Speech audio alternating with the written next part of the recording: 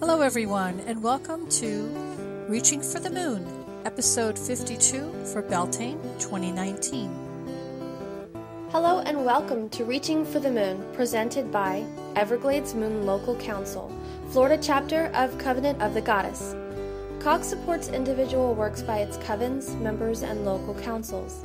It's a vibrant network of a myriad of Wiccan and witchy resources, religious support, friendships, service opportunities, and more.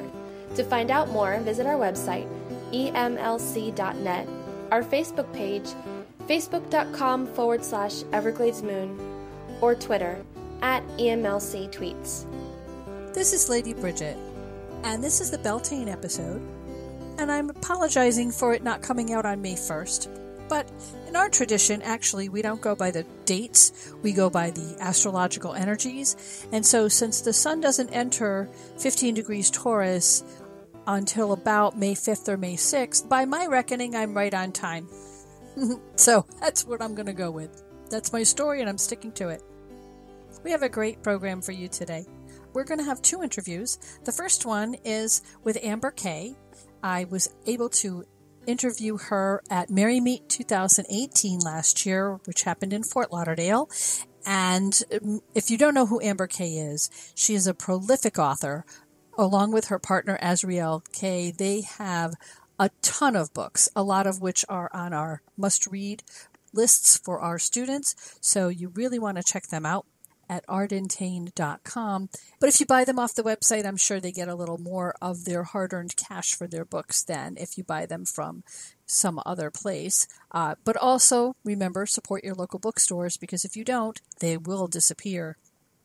If you didn't listen to the February podcast, their workshop, The Golden Pentacle, Your Path to Prosperity, was presented in the February workshop with the hope that their book would be out about the same time.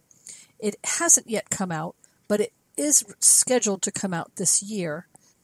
If you haven't listened to that podcast, you do want to go back and listen to the February one, because we do mention it in the interview. And right now we're going to have a song by the Crow Women called Bless Our Mead, and it is from their album Crow Magic.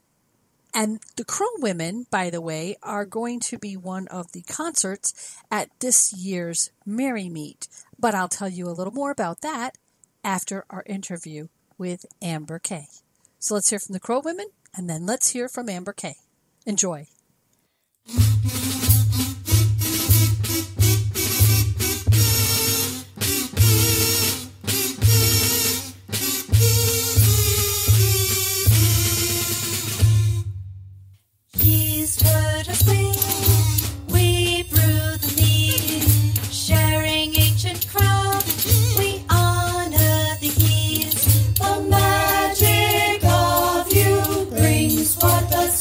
Brew. Yeast within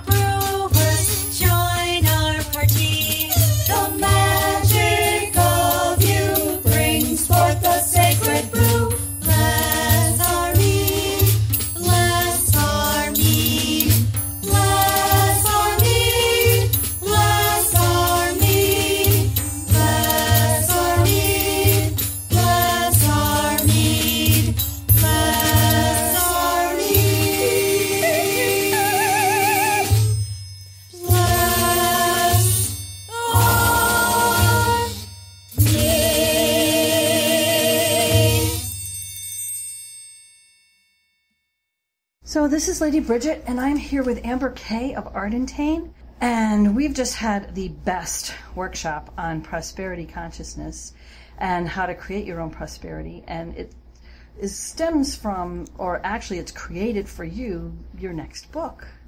Yes. The book is called The Golden Pentacle, Your Path to Prosperity, and the Iron Pentacle and the Pearl Pentacle, which are two other spiritual tools or magical tools that are available to the craft community, sort of gave us the idea, and we thought about what if we used the pentagram as a model for how you invite prosperity into your life, and most importantly for the flow of energy that happens in a prosperous life. Mm-hmm.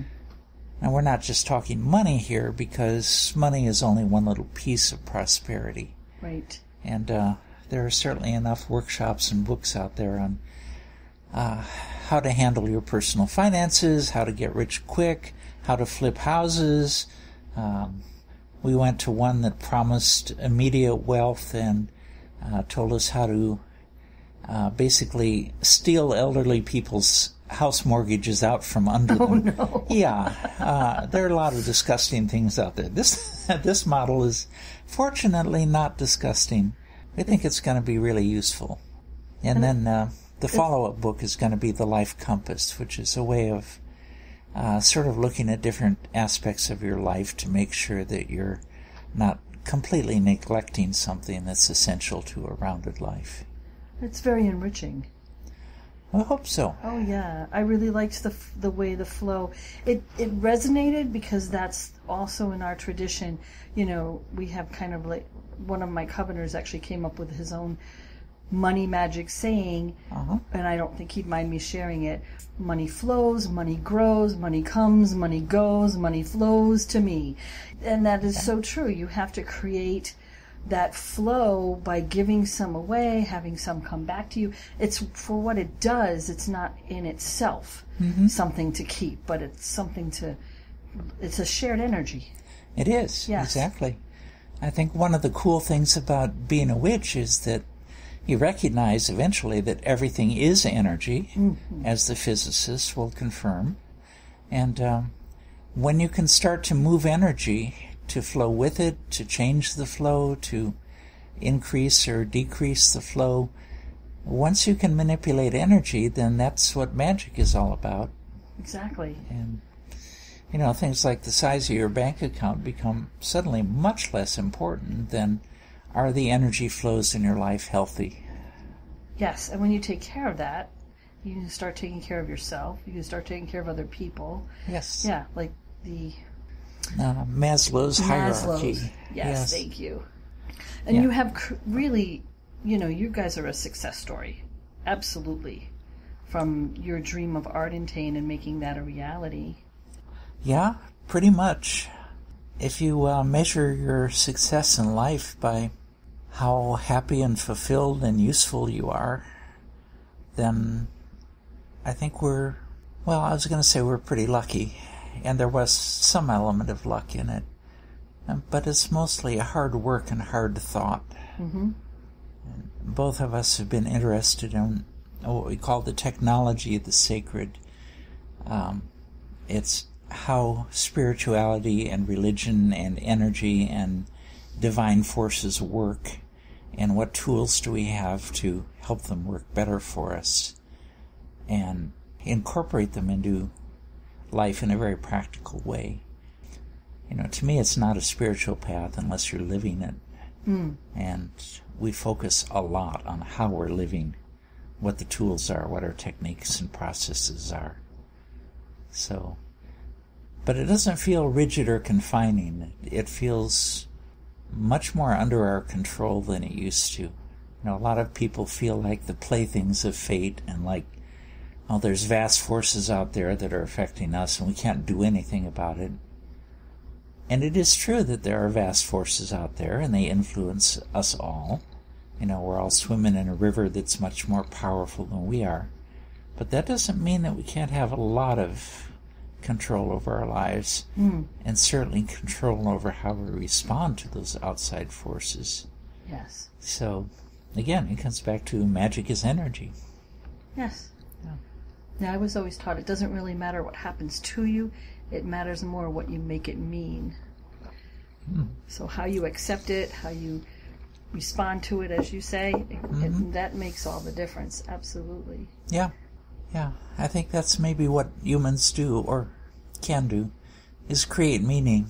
You know, the same thing has happened to us that happened to other animals and living creatures. You know, the same sun shines on us, the same winds blow, the same storms hit us, and so on. But if we assign meaning to it and learn from it, then every time a storm comes, we're better prepared to deal with it.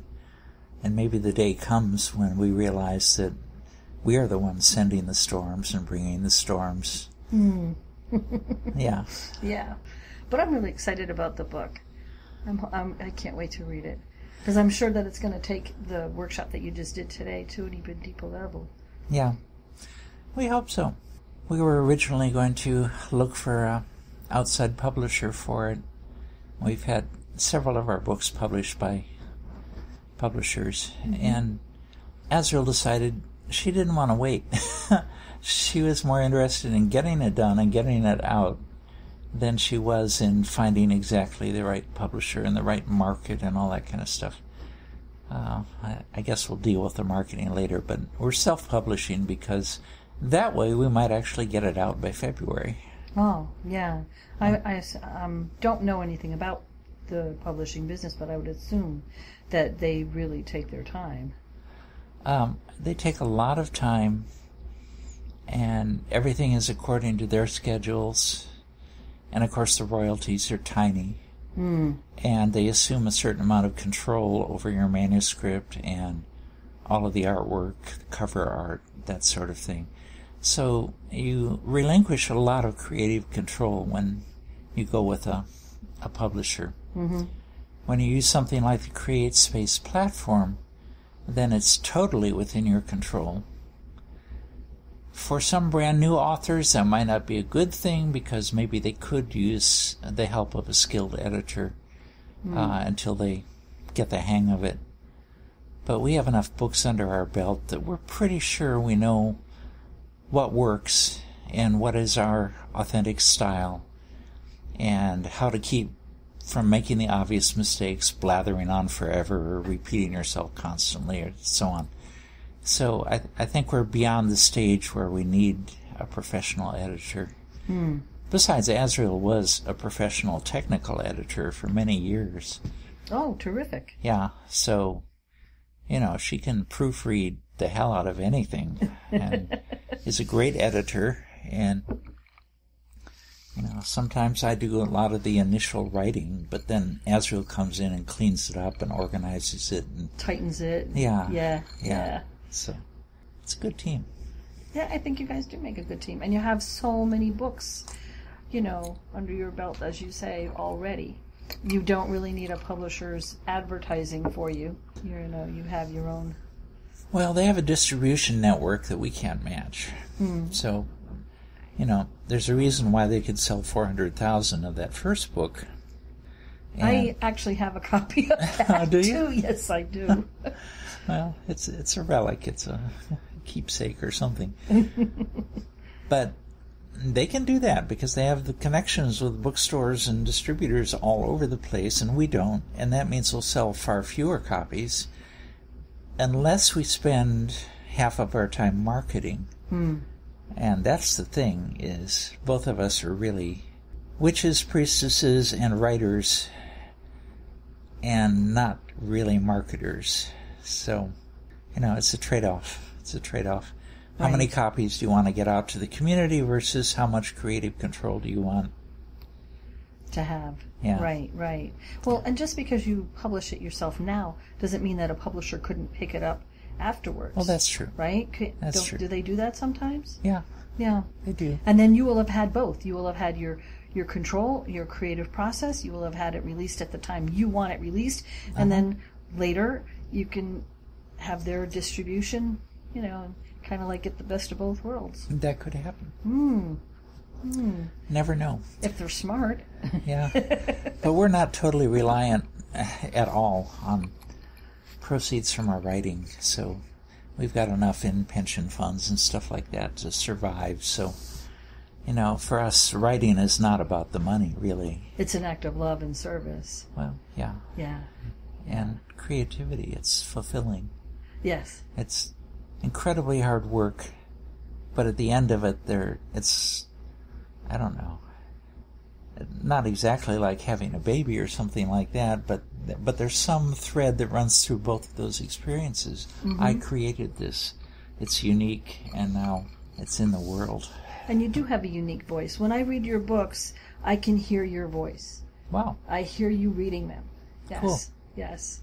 Okay. So we try to keep our books clear and conversational. Mm-hmm. We certainly don't have any need to impress people with the depth of our vocabularies or, the extent of our esoteric knowledge. We don't have to come across all arcane and no, we don't need to do that. Thou shalt. Yeah. No, we want people to understand what we're talking about. And I think you achieved that very well.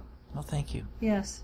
Thank you. They're conversational, as you say, and you write very similarly to the way you speak. Ah. So some authors, they write at a more collegiate tone mm-hmm.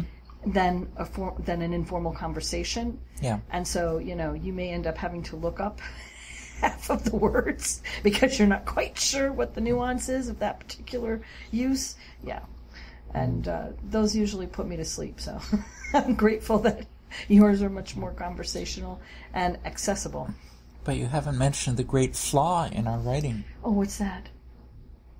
Occasionally you will find traces of, dare I say it, humor in our writing.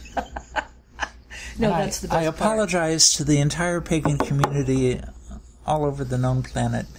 But yes, there is humor in our books, and we had an editor tell us once that was an absolute no-no, that no one would ever take us seriously if there was humor, because humor can't be written. No humorist has ever written a decent book. And she went on and on like that. Are you serious? Well, apparently Mark Twain and Irma Bombeck and all those people, right? Total failures. What losers? Because they tried to put humor into a printed volume. So anyway, you didn't go with that editor, right? Well, we got away from that editor as fast as we could run. Yeah, I because believe that. She really wanted to take all the humor out of the book. She said people will not respond well to that. And I said, well, okay, but that's who we are. Mm-hmm. I could no more. I can't say 3 sentences without including something that's facetious or humorous or exaggerated or stupid or whatever. Mm-hmm. And that's me. And if people don't want to read that, then there are plenty of very serious authors out there who never touch humor. So, well, I think she's wrong. I think a lot of people like to read your books. Hope so. They're very popular. Well, a lot of your books are on our must-read reading list for our coven members to advance through the degrees. Because I like to think the best ones are still coming. As Azrael mentioned, that we have 23 in the queue, just waiting to get finished. And some of them are well along, and some of them are, a gleam in our eyes, pretty much. But 23, and I think 3 or 4 of that 23 are actually series, which could have a number of volumes. So I like to think we're getting better, and that we haven't passed our peak yet. And that, you reach a certain age where if you're paying attention, your thinking starts to deepen and your understanding improves and so on. And then past a certain point, you start babbling again. But so you want to hit the sweet spot. Right? Yeah, I think we're coming up on the sweet spot. I don't feel like I'm past it yet. Okay, mm-hmm. I'm only 71. Okay, that's... Oh my goodness, I wouldn't have guessed that. Oh. No. Well, that's very sweet to say that. No, you guys are very vibrant. Yeah. Trust me, I meet a lot of people in their 70s who are barely making it through the door. Oh, dear. On a walker, so yeah. Well, I have to say, it hurts more being in your 70s than it does being in your anything else. Right. But But yeah, you still got to keep the energy flowing. Yes. Yeah. Yes. So. Do you write more than one book at a time? Do you have, are you actually in process? Yes. Do you? Oh, yeah.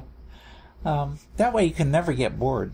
Right. Because if one starts to feel like drudgery, then you know your writing's going to go downhill if you're getting bored with it. So you just set it aside and go off and do something else that's more exciting and novel for the moment. And when you come back to the other one, either you're refreshed and ready to pick it up with new energy, or you look at it and say, well, that's crap. Why did I ever start that?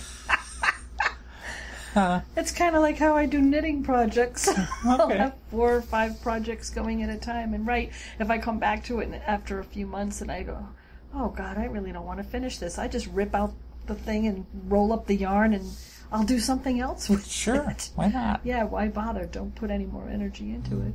Exactly. So, yeah, I can relate. You learned the lesson of Vietnam, At a certain point, you realize this is not working. Give it up. Yeah. Time to take it out. And Afghanistan and Syria. Yeah. We won't go there. We'll talk about writing 23 books. And, sometimes we'll get all excited about something, often in the car when we're on a long driving trip. Get all excited and come up with tons of ideas and make all kinds of notes, and I'm missing all the scenery because Ezra always drives and I'm writing down stuff like a mad thing. Mm-hmm. And then we set it aside and turn to something else for a while. So we've got a number of books that we're well into, and I've got one book that I really want to write soon, that I have a ton of material. I have enough to write several volumes of the book, but I don't want to do that. And that's a book about women's empowerment. And we were going to call it the Amazon's Handbook, and then we realized everyone would think it would be the internet retailer that we're talking about, so no. Oh, yeah. Well, actually, I didn't even go there, but yeah, you're probably right. Well, but it is short bios of powerful women throughout history from many different cultures and many different eras, women who have done amazing, incredible, extraordinary things. Some of them were Amazons, were actual warriors and generals and stuff like that, and some of them were pioneers in their field or amazing artists or things like that. But interspersed between the stories of these women, most of whom you've never heard of, we have stuff on how to become that kind of woman. How do you find that in yourself? How do you nurture that? How do you build your own power and grow yourself as an empowered woman? And I think this is exactly the right era for that to happen. That sounds exciting. It's going to be exciting. It's going to be a labor of love, and I have been collecting material for so long. When I first started researching the women whose stories we tell, like most people, I grew up knowing like maybe 6 famous women through school. There's Betsy Ross, there's Pocahontas, Martha Washington, and you have trouble coming up with very many names of powerful, amazing women. When you actually go out looking for this stuff, it's everywhere. Powerful women have been, just, they could carpet the planet with them. Female Chinese generals. And there's one era in Chinese history where 2 female generals from the 2 most powerful empires in China led their armies against each other.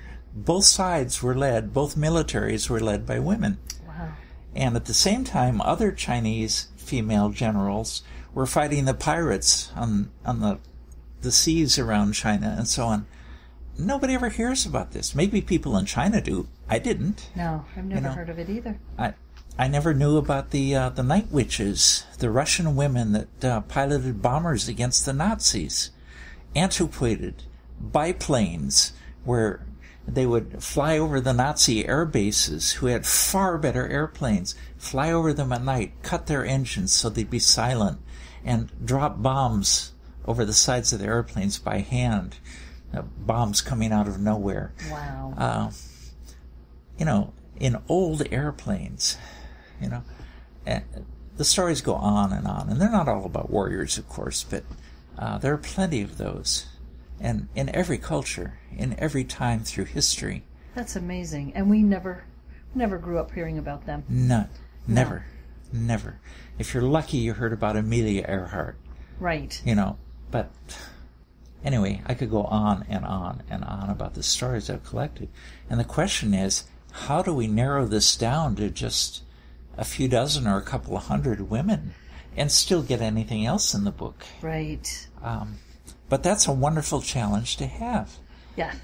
I've got far too much great material. I could write this book 6 times over and not repeat a single word or a single story in it. Or you could make the Encyclopedia of Amazing Women. Yes. And just write all of them, but not that particular book. You'd have to do the encyclopedia after you did the book.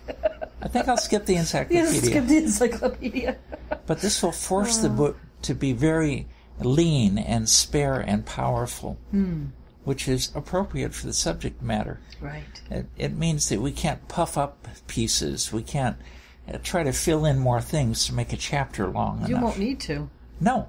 It'll be, how much can we carve away and still have this thing totally work? Right. And that's a wonderful challenge for a writer to have. Right. So it's... to have more material than you can actually use. Yeah. Yeah, because then you can call and pick the best. Yep. So I'm excited about that one, even though it's about 4th in line. Still, it's going to be fun. Well, I'm waiting to hear that one come out. I will definitely want to read that one. I love stories about women who are, empowered and taking charge of their own life and doing things, because I think, especially today, where we're just now seeing the media show women in power. Yeah. It's been a long time coming, and we're still facing battles of not showing ethnicities and not showing gay people and not showing, and when they do show it, a lot of times it's stereotypical, it's trite, it's a joke, or it's minimalized or marginalized, and, we really, really need, especially to have stories across other cultures. Yeah. So it's not just, it was the brave American woman,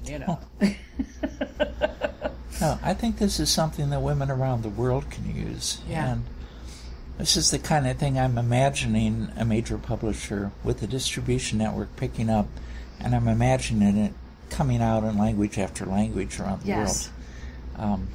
I was thrilled when, over time, True Magic came out in 6 different languages. Oh, that's great. Yeah.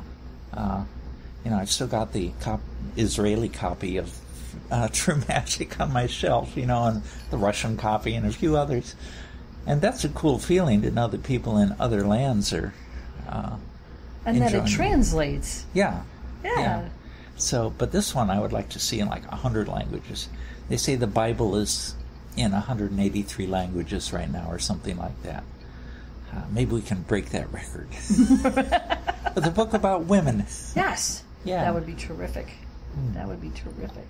And so besides the book, you're also very busy planning the new dome and the common room for Ardentane, if you wanted to talk about that. Oh, I can always talk about Ardentane. We already have the geodesic dome. Mm-hmm. We don't have the electric into the dome because that has to run through the common room, and our electrician wants to see the common room roofed in before we... Maybe I should back up a little bit. For those who are not aware, for those who have been living in a cave for the last several years and have not paid any attention to pagan news and events, Ardentane is a nonprofit religious educational corporation based in New Mexico. We have 27 acres on the edge of the Jemez Mountains in the high desert with national forest on 2 sides, beautiful, spare, rugged land. And we have started building our campus. We started that about 15 years ago. And we offer classes online. If you go to ardentane.org, you'll find it. And we offer classes and retreats at the campus, and we travel around the country and teach, and do lots of good stuff. So anyway, everybody's invited to come out and visit. You would love a personal retreat there. It's beautiful country, and you can use Ardentane as your base and roam around New Mexico and visit Santa Fe and Taos and the Pueblos and all the wonderful things that we have in the land of enchantment. But our latest building project is called the Common Room. It's going to be modeled after the Gryffindor Common Room from Harry Potter. We already have the unicorn tapestries that you have seen in the movies, and it's going to have a medieval feel to it. Lots of velvet. That too. Lots of red and gold, the colors of Gryffindor. Yeah. But it's attached to a big geodesic dome that's our largest building on campus. It's going to be a really, really useful thing. For one thing, we'll have a little Ardentane office. Believe it or not, we write all of our books and run all of our various projects and run Ardentane out of an office that's about 8 feet by 8 feet and stuffed with books and files and things. Okay, so I'm excited that we'll actually have a little office in this new addition, the Common Room. Refreshment nook and a place for seminars and classes, and the Deborah Ann Light collection, library collection, will be housed there in shelving on the walls. Deborah Ann Light, before she passed, gave us 40 or 50 boxes of her best pagan books.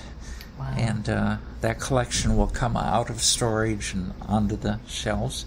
So this is going to be an important room for Ardentane, an important facility. And we're just trying to raise another $15,000 right now so we can get the thing enclosed and get the doors and windows on it. Ardentane is entirely a bootstrapped operation. We started with zero money, basically. Then Azrael and I came into some money that we could use to jump-start it. And everything built since then, we've been raising the funds as we go. Don't have any sugar daddies or sugar mommies that are giving us millions, unfortunately. But this is our latest building project, and slowly the campus is coming to have a level of comfort and functionality equivalent to the beauty of the landscape around it. It's a gorgeous landscape, and we want our facilities to be up there, not to shame the landscape.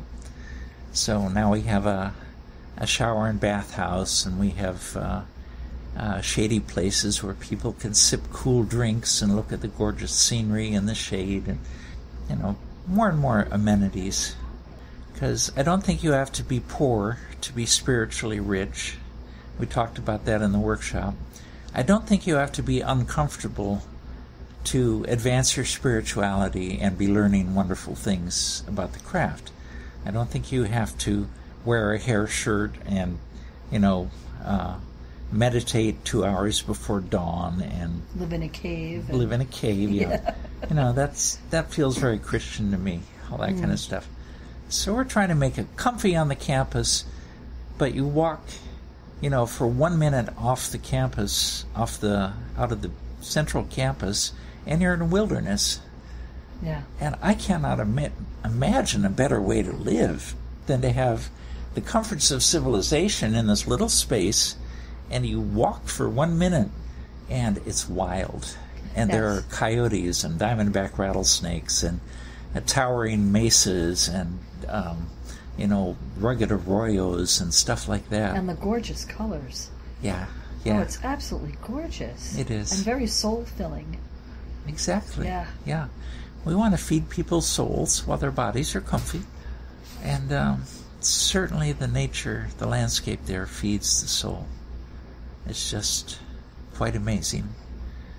Azrael calls the landscape the bones of the earth because you can see, the rock coming through the soil all over the place, the mesas and the mountains and the boulders. And it's very... Right, it's rugged. It's not soft looking. No, it's not soft. Yeah. But if you respect it, it will treat you well. Oh, yeah. If you disrespect it, like everything in nature, if you disrespect it or approach it stupidly, then it will hurt you. But we haven't let anybody be hurt at Ardentane, at least more than a smushed finger. So far, so good. And some of the ways that you teach outside of people being able to come to visit you, I mean, they can come for a weekend, they can come for a retreat, they can bring, their coven or whatever, but you also do classes online. We do. It's really accessible to everybody. We had to do that. I will be very honest and say teaching online is not my favorite. Right. I think I'm pretty good at it. At least the response has been good.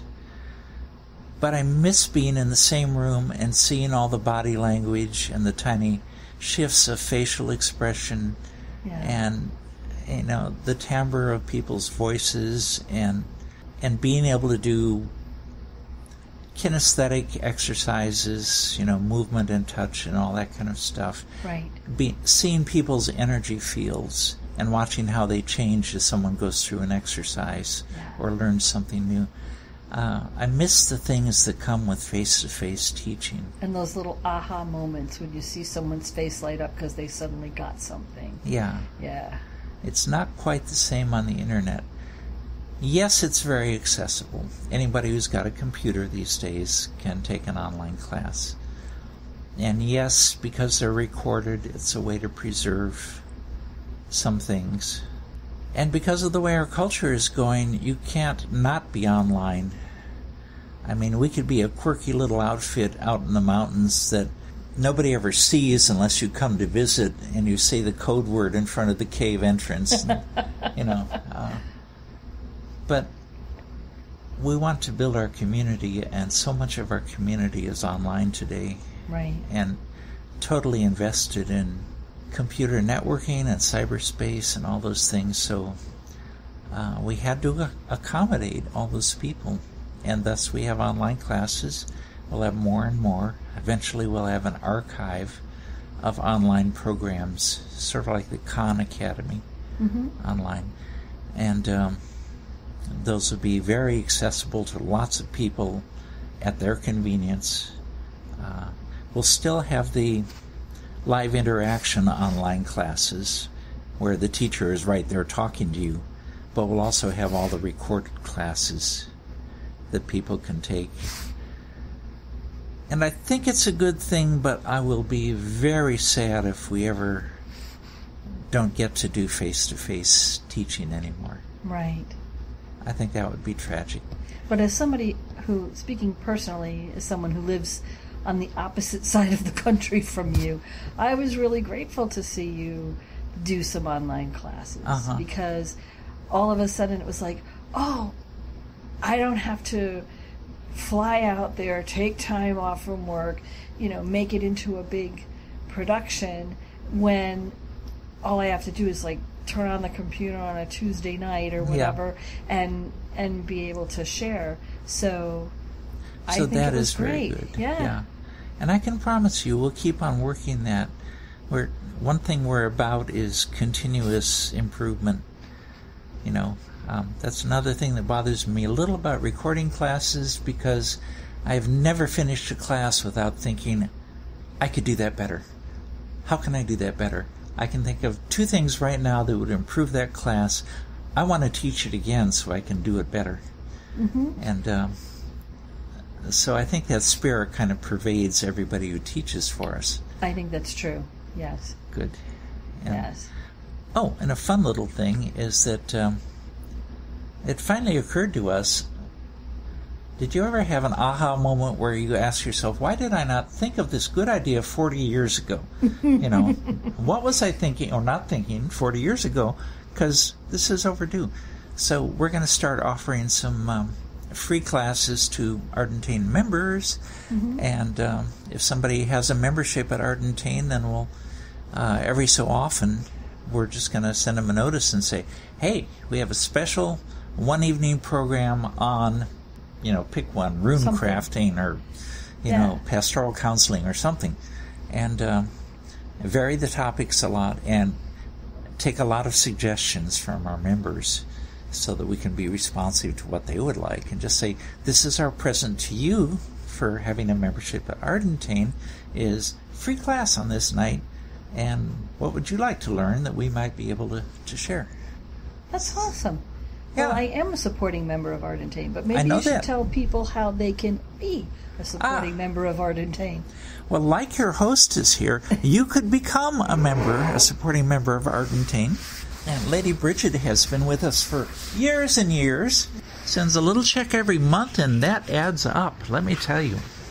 So, since we're talking about membership, if you're interested, you can get some information at www.ardentane.org, or you can email me, AmberK1, that's the numeral 1, at AOL.com, or write to Ardentane. The address is on the website.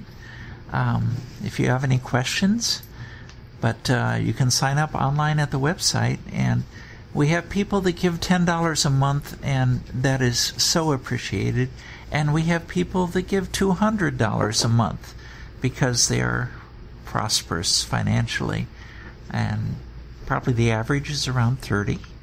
And we are so grateful because that allowed us to pay off 2 mortgages on Ardentane's land early, 2 bank mortgages. And now that money is available for other things.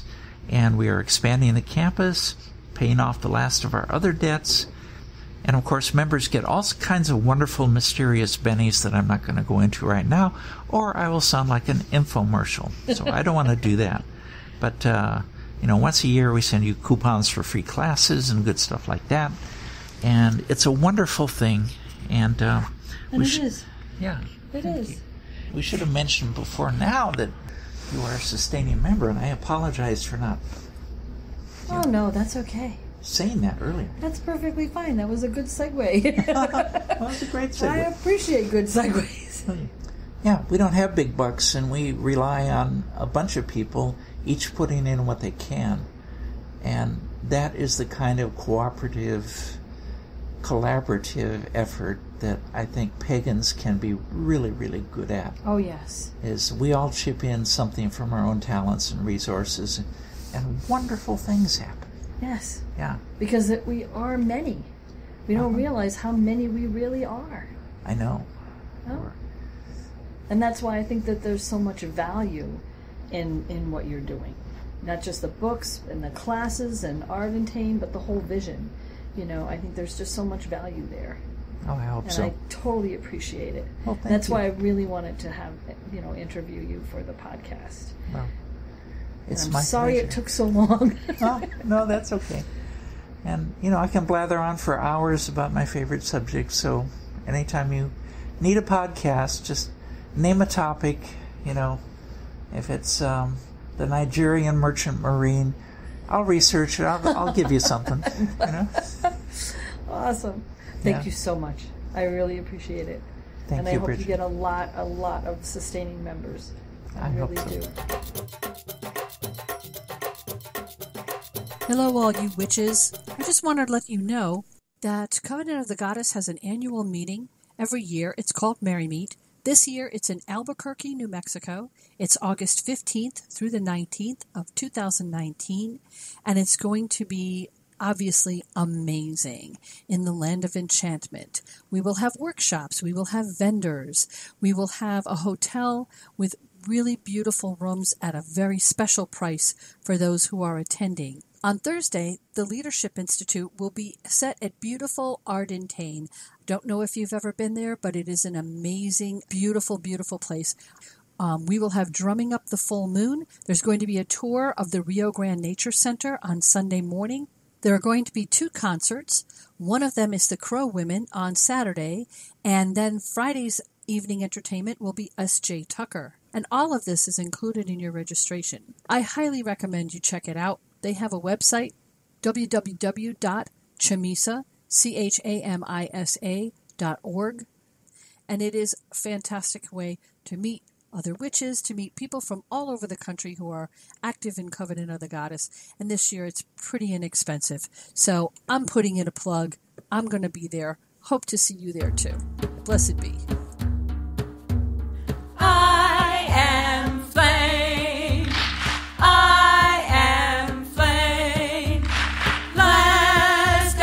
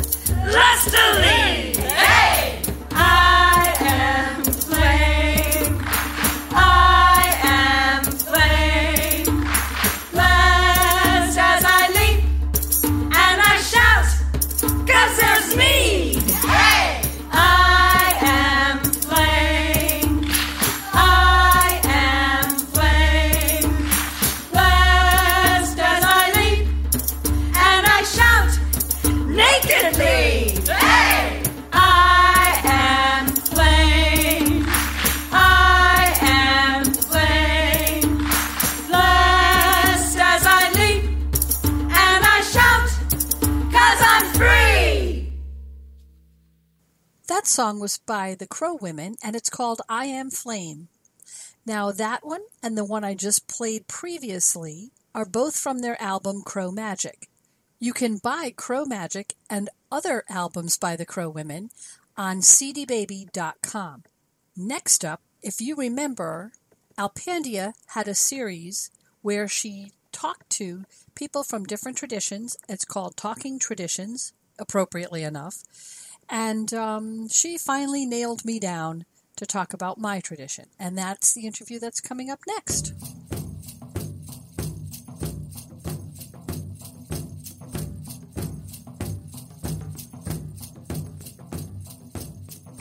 Hey everyone, this is Alpandia, and it's time for another Talking Traditions. And today I'm here with Lady Bridget, who is currently our local membership officer for EMLC. I want to thank you for sitting down with me, Lady B. Well, thank you for asking me. So, first of all, for those who don't know, what is the tradition that you practice? It's Welsh Celtic, and our tradition is actually a blend. So we had the Welsh Celtic roots from Lady Demeter out of Mastic Beach, Long Island, and then we also have pantheistic tradition from Lady Nokomis, which is from Sacred Grove in Ohio. So how did those two come together? That's a long story. How much time have you got? Is there like a Reader's Digest version of it?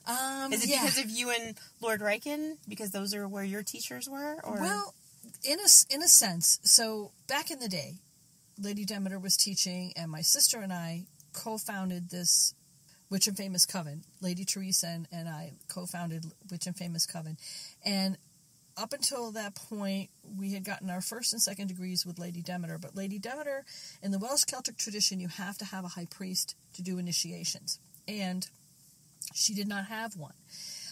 She also was initiated into Dianic, but we didn't really want to do Dianic because it's not, it's not our thing. Mm-hmm. Nothing against it, but it's just, we wanted a Welsh Celtic. So we had gone as far as we could with Lady Demeter, and then Lady Nokomis stepped in and said, well, I'll give you your third. And neither one of us wanted to do, like, what you call tradition jumping. Mm-hmm. So we went ahead and did first, second, and third with Lady Nokomis in the pantheist tradition. Now, the difference between the two is that the Welsh Celtic tradition, as we learned it from Lady Demeter, is very structured. There's lots of notes. There's a Book of Shadows. It's written down. It's got all kinds of stuff in it, like from the 70s and prior to that. Everybody that's added something to it or taken something out of it or whatever, there's notes in the margins where they have signed it and dated it. Oh, wow. It's all very documented. Now, pantheistic, on the other hand, Lady Nokomis' tradition is very fly by the seat of your pants. So there's not a Book of Shadows, there's not documentation, there's not a lot of structure. They were completely different. So then we got our first, second, and third through Lady Nokomis. We didn't really have to unlearn anything. Right. Because anything we wanted to practice was fine. Okay. So it was very eclectic. And then when we started to teach and we started our coven, we decided we were going to do Lady Demeter's tradition, the Welsh Celtic, but there are elements of Lady Nokomis' tradition that we really liked, so we kind of blended them. And then when my sister moved to Kentucky and I got together with Lord Riken, he had been Lady Nokomis' high priest. Mm-hmm. So pantheist was his tradition. Right. So then I had to teach him mine, and that made us even more of a blend. Oh, that's wonderful. Yeah. So he was able to fill in some things in his training that I didn't get, and I was able to fill in a lot of things in his training that he didn't get. And so it was a really good blending. You guys are such a good blend. It was a really good match. Yeah. Yeah. So how long have you been practicing that tradition that you learned from Lady Demeter? I want to say I started with her in 1989. So, I don't know, you do the math. 20-something. Yeah. So how did you get involved with Lady Demeter? I found her bookstore. I'd gone to the library. I had looked for books on the craft. I don't know if you remember Grolier. Mm-hmm. Okay. I remember Grolier. Okay, so the Grolier series, I had gotten a whole bunch of books for my kids, and they came out with this Mysteries of the Universe, or Mysteries of the Unknown. I'm pretty sure I read that. Yeah, like this whole set of encyclopedias, right? Okay, so book 4, book 5 was What is Witchcraft? Mm-hmm. So I started reading this, and it starts out with the history, and then it goes into present day, what modern witches believe. And so I'm reading this, and I'm going, oh my God, this is what... Oh my God, this is what I believe. Oh my God, this is what I practice. Oh my God, they have a name for this. Other people think this too. And I was so amazed. So I went to the library and I started trying to find books on witchcraft. And of course, all I could find was stuff on the Inquisition. Mm-hmm. Yeah, not fun reading. And then somebody turned me on to, hey, there's a store called Under the Stars. It's down in Broward Boulevard or something. And they have a whole section on Wicca. And if you really want interested in the craft, that's where you should go. So this friend of mine took me there, and it was Lady Demeter's store. Oh, that's awesome. So I bought a couple of books. I bought Cunningham, I bought Spiral Dance, and Bucky's. You know, Uncle Bucky's Big Blue Book. Book. Yep. So armed with those 3, I went to the register, and of course she saw what I was buying, and she said, oh, if you're interested, I'm starting a magic class on Wednesday nights, and she said, and we cover a lot of Wicca. So I wasn't going to go because I was like, oh, I don't know, kind of creepy, you know, kind of felt the salesman thing, you know. So then I talked to my sister because we worked at the same place at that time. And I said to her, hey, listen, you know, there's this magic class and the stuff I'm reading. Do you want to go? And she's like, yeah, I'll go with you. So we both went to the first class and that was it. We were absolutely hooked. And it took us about a year and a half of persuasion because she wasn't going to have another coven. She was retired. She wasn't going to do that anymore. She was just teaching out at the store, you know, for the extra bucks or whatever. But, you know, we kept pressuring her. There was a few of us.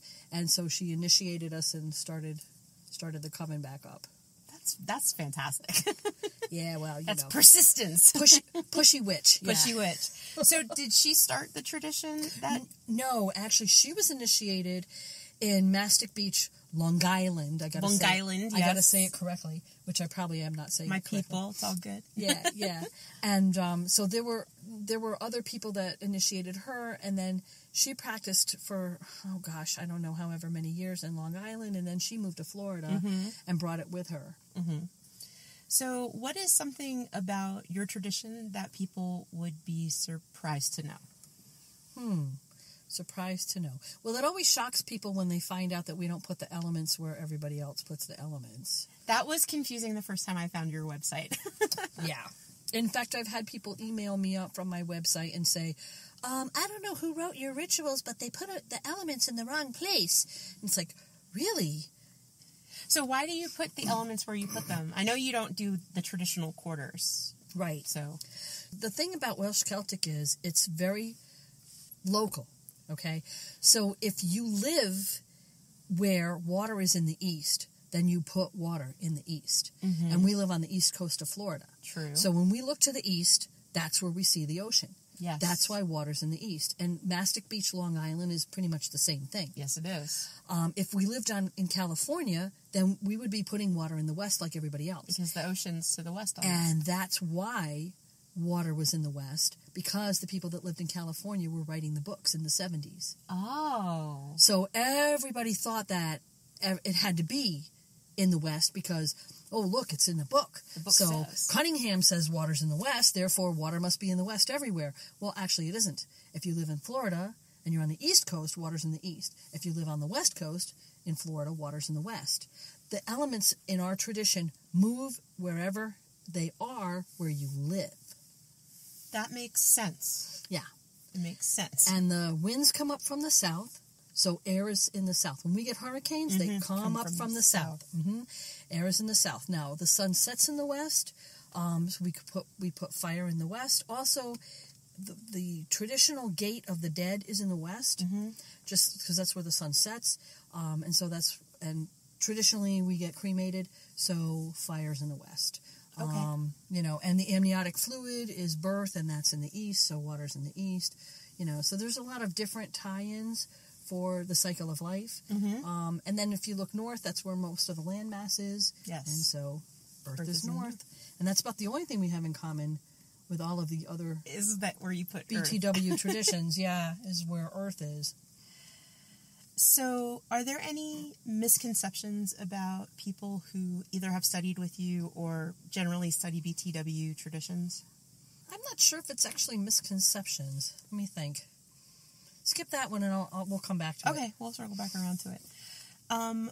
With regards to either your tradition or your coven specifically, are there any restrictions regarding who can apply or membership or criteria for membership? No, there's really not any restrictions. It's more like on a who fits the coven basis. So, like when we first started the coven, we all had young kids, and we all had families, and now all of our kids are grown up. So, like if somebody were to want to join my coven and they were in college, I would probably dissuade them because there's just this generation gap. Right. So it's basically, it has nothing to do with the tradition. I think it has to do more with what's a good fit for each individual group. And as a group ages out, Gotcha. So it's just more a matter of, who's a fit for the coven. It has nothing to do with, anybody can be in the tradition. We don't, that's the word I'm looking for. We don't discriminate against Right. anybody. I know some traditions, whether it's like the Dianics that you mentioned tend to be all women. And I know there are some gay men's traditions and some that are specific to like a specific region that you're from. So I wasn't sure if there was something from BTW that was similar. Nope. We do use more of the Welsh Celtic pantheons, but we don't stop anybody from picking a god or goddess to work with from any pantheon they want to.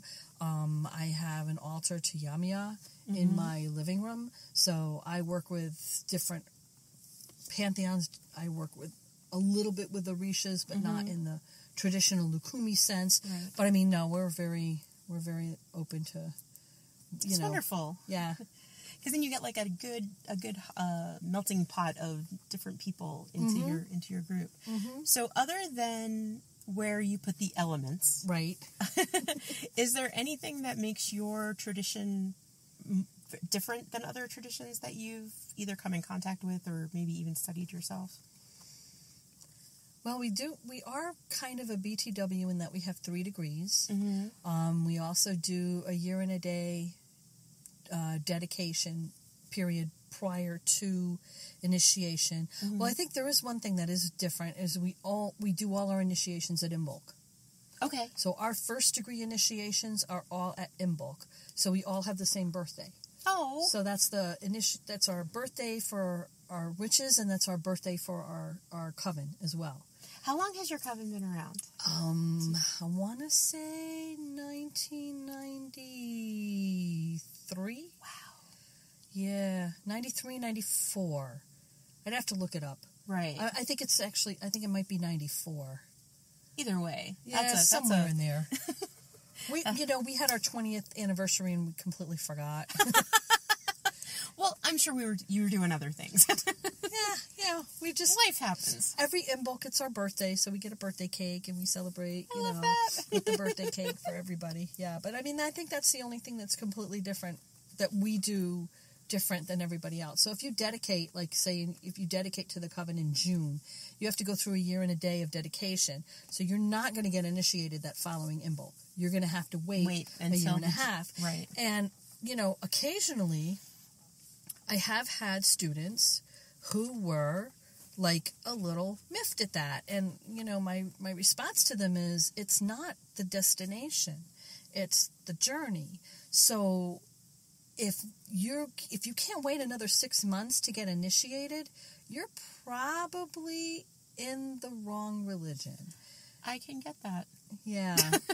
Yeah, because we don't hold you back from, doing something or participating or whatever. I mean, the difference between outer court and inner court is what you're wearing or not wearing, and the way you do ablutions a little bit differently, and that's different in our tradition too. We don't do like the 5-fold kiss. We have a completely different traditional blessing.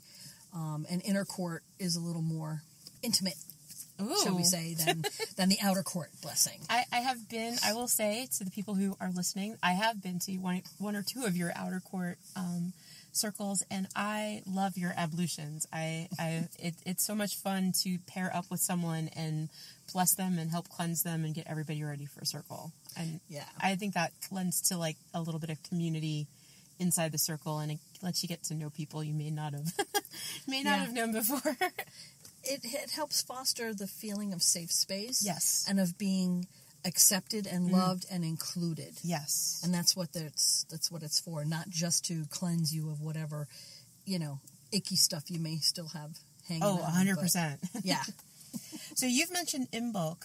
In your tradition, do you then celebrate the traditional 8 Sabbats that most Wiccans know about? We do, and full moons. And in our coven, we do full moons together, and I have always stressed to our coveners to do dark moons by themselves. Okay. So, because I feel like it's important to have the experience of practicing solitary as well as practicing with a group. You can't get everything that you need in a group.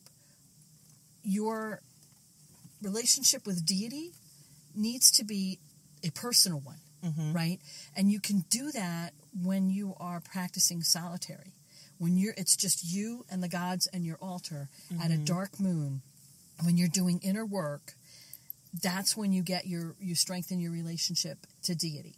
And if you're in a group at a full moon and you're raising energy and doing magic or whatever, it's a totally different experience. So that's how, and I always encouraged my students to keep a journal for their dark moon work. And, sometimes I would even ask to see it. Most of the time not.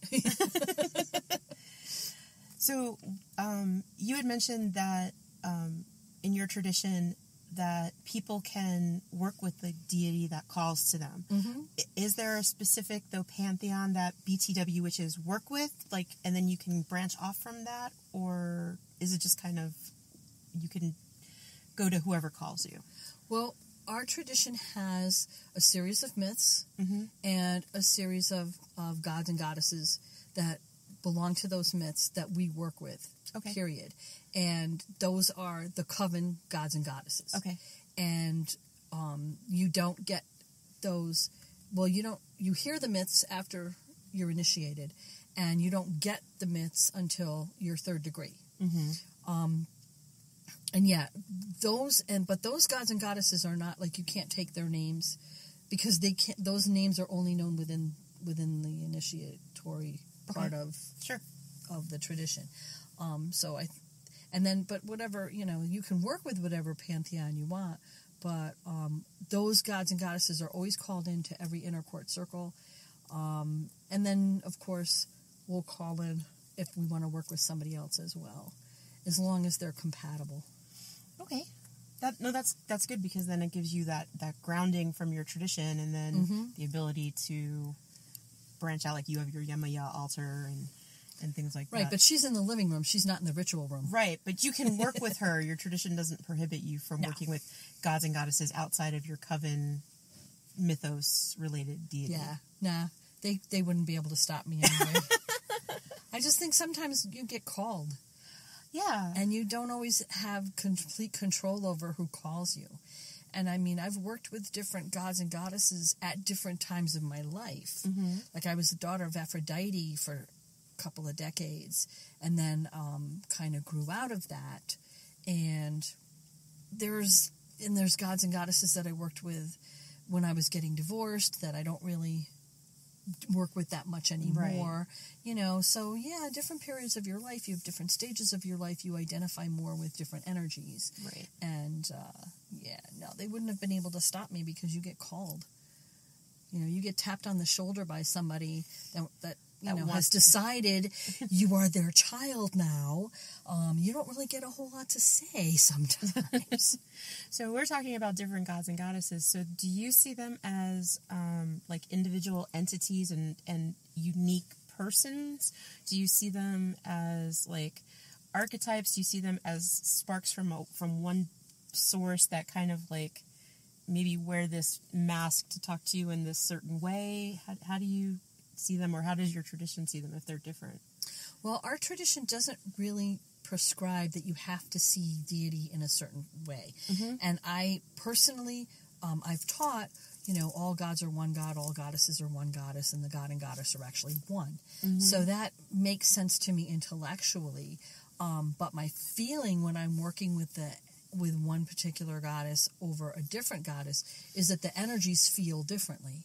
And the attributes and the way the god or goddess works, what their strengths are, what their focus is, feels differently. And so I have no idea if that's coming from my own limitations, being a human being, or if that's actually a manifestation of the energy itself. So as far as your answer to your question is, yes, all of the above. However it manifests for you is fine. Right. I was just curious if, how it came through to you. So you had also mentioned that at full moon you will do magic. So I'm guessing that you teach your students magic. Yes. And are there, do you impose any limitations on what you teach or how you teach? Yes. So in our tradition, we are taught that when I teach you magic, whatever I teach you at first degree, I share your karma. So I had better teach you some ethics, because it's like having a tool, like giving a kid a chainsaw. They're going to hurt something, and probably themselves in the process. And then at second degree, you get half your karma back, and at third degree, it's all on you, baby. Got it. So we definitely have a very heavy-duty class in ethics prior to teaching magic. Now, we do believe in the reed, and we do believe in the threefold law. However, that being said, there are times when you are the hand of karma. There are times when for you to do nothing is more unethical than for you to do something that will bind someone. So you really have to weigh all of the factors very, very carefully. We also encourage our I keep saying students, but most of my covenors are not students anymore. Most of my covenors are, third degrees, and they've been with me forever. So we encourage each other to do readings, to do tarot readings or some kind of divinatory reading ahead of time to see if there's something going on that you're not getting, right? That there's hidden stuff behind the picture. Oh, ahead of doing the magic. Yes. Ah. Yes. We usually try to do a divinatory reading first to see if, our perspective is correct, to see if we're justified, if we're getting the whole story, because I can guarantee you, especially if you're doing magic for somebody else, you're not probably getting the whole story. Right. And when you're doing magic for yourself, sometimes you have to be really, really careful, because what you want to do in the moment may not be the best approach. And Lady Demeter used to always say there's more than one way to skin a cat, which sounds like a horrible euphemism, but what she was saying is, there's always more than one way to approach a problem. So, for example, if you have a cold, you can promote the health of the body, or you could kill the flu germs. Right. So, if you're harming none, then you don't really want to kill the flu germs. You want to promote the health of the body. So, that's a very simplistic way of looking at it, but getting employment for someone, finding them the perfect job might mean that somebody else doesn't get that job. Right. So, you always want to also include for the highest good. Yes. So if you include for their highest good, then you have to just trust in the universe that whatever is supposed to happen for their highest good is what's going to happen, whether it's part of your vision or not. That makes Does that sense. Answer your question? Yes, it absolutely does. Okay. Is there anything else that you'd like to talk about your tradition, or that we haven't covered that you feel is important? No, I don't think so. Which question did we skip? We skipped... Oh, the misconception. Misconception. That's the one, misconception. The misconception is probably thinking that we're very strict, like most of the BTW BTWs traditions. do have a reputation as being a little strict. They do, and here's the thing. Lady Demeter taught us, go to everything you're invited to. Because I know I have been around other covens and other teachers who were extremely restrictive as to what their students could be exposed to. And they wouldn't let them attend a festival, or they wouldn't let them attend someone else's circle until they were a certain degree, and all of that. And Lady Demeter was the complete opposite, and so was Lady Nokomis. They were the complete opposite. Everything you were invited to, you were encouraged to go to. Because basically, the philosophy was, if you find something you like better, then don't stay here. Right? If I went to a Strega circle and it really spoke to me, then obviously I should be studying Strega. Or, if I went to a Gardnerian circle and I found I was completely comfortable, then maybe I should be studying Gardnerian. They wanted us to know by comparison, by having experiences, they wanted us to know without a shadow of a doubt that we were home when we were in our tradition. That this was our tradition by choice, not because it was the only one we could find or the only one that invited us, that kind of thing. And also we learned a lot by watching other people. We learned a lot about ritual. We learned a lot about what works and what doesn't, what works for small rituals, what works for large rituals, because you watch other people and you see, okay, this is something I want to emulate. Ooh, that didn't work. Okay, why didn't that work? And maybe take it apart and, learn from what they did. So, it was a great learning experience. She had us going, wherever. And we were lucky because we were well behaved. So we were invited to a lot. Right. But she also made us, realize that we were emissaries.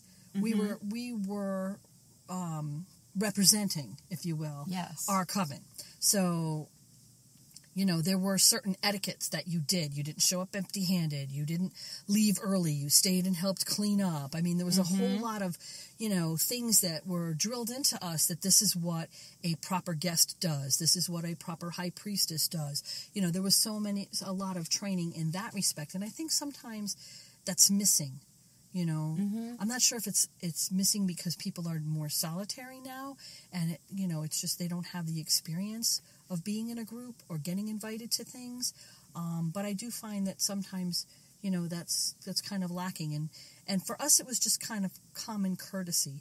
But we're not that strict in the sense of we wouldn't let people go to other things or do other things or But the only thing is if somebody came to our tradition to learn, and they were already initiated in some other tradition, they had some unlearning to do first. Got it. Because sometimes they came with, habits or like putting their quarters in a different spot.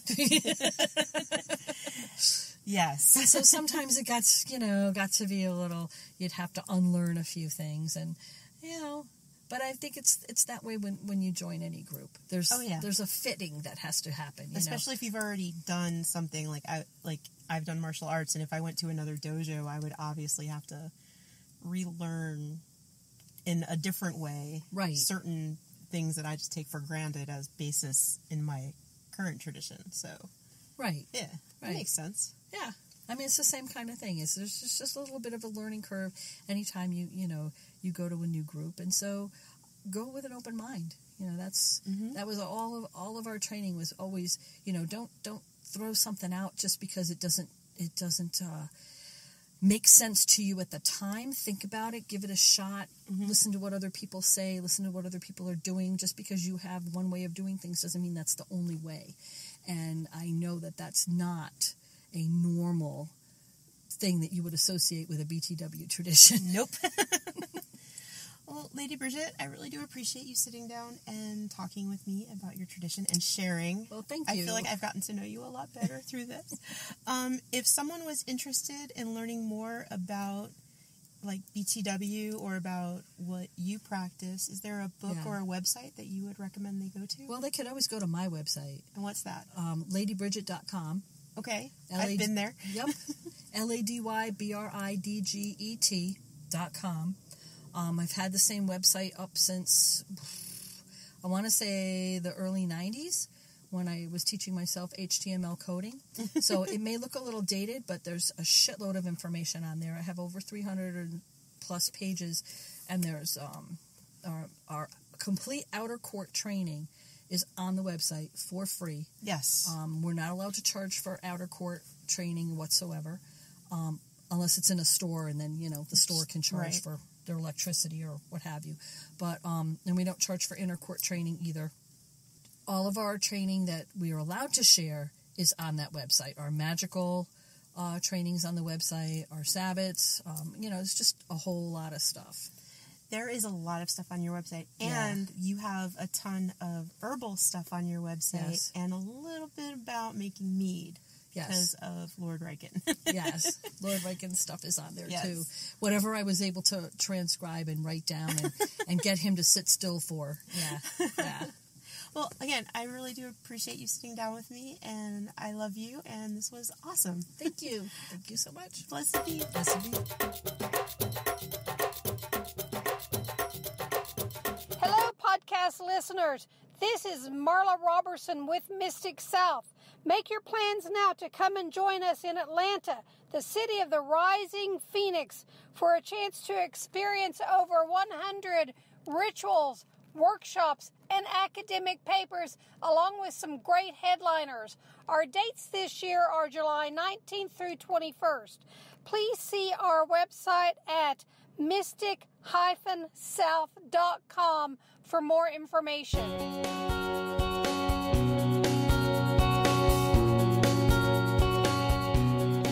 Now we're going to end the show with a song called Magic by Ginger Doss. And this is from her Hand and Hammer album, which is a really great album. You've probably heard some of the music from this album on our previous podcasts. You can buy Ginger Doss's music at her homepage, which is gingerdoss.com, GingerDoss.com. And I hope you will. I hope you'll support all of the artists that are featured here in our podcast. Enjoy, and blessed be.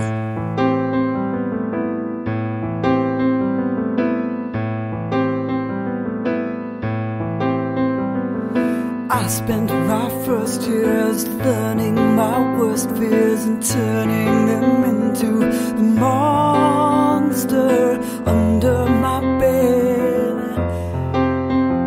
It moved into my head.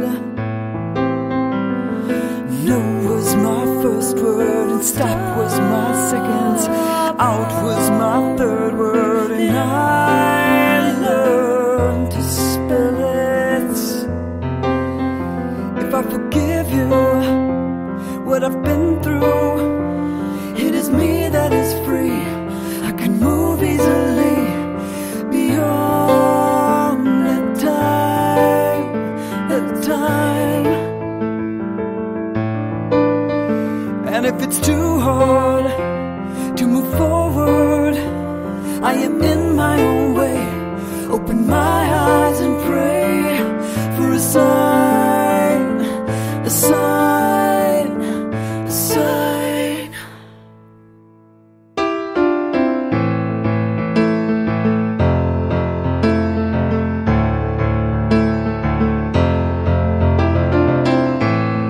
Magic, touch my life again in a single breath, shining in your eyes with the sun will rise in a moment of revelation.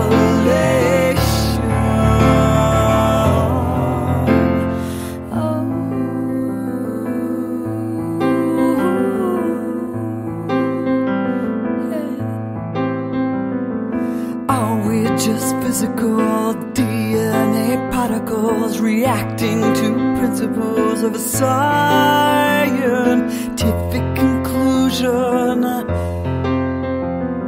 It's very confusing. I know there's magic and power beyond this.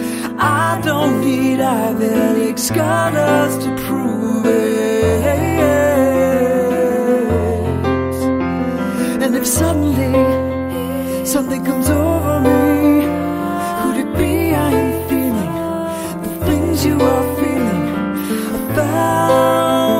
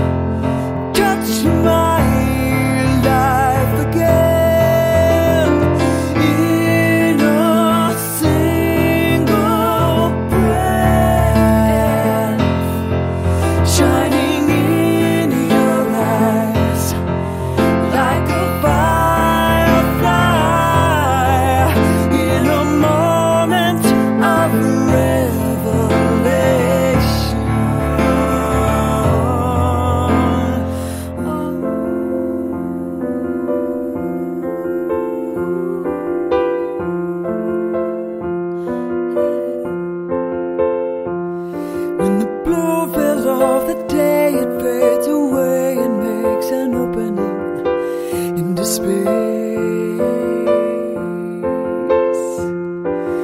I can see through my swirling bubble the universe. Drifters away in a sparkling sea. Drifters away in a sparkling sea. Drifters away in a sparkling sea. Drifters away in a sparkling sea.